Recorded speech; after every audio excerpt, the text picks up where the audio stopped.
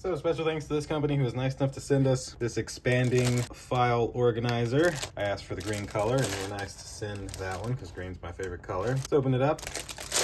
And so inside of here, as you can see, you would be able to put all of your tabs here. There is a nice zipper pouch right here in the front. It can hold some pens, pencils, etc. And then if we undo this zipper, you're able to get into here. And as you can see, there is a ton. 1, 2, 3, 4, 5, 6, 7, 8, 9, 10, 11, 12. There's 13 pockets, and you would be able to label the pockets on all of these little tabs, and then of course see through the front of what everything is.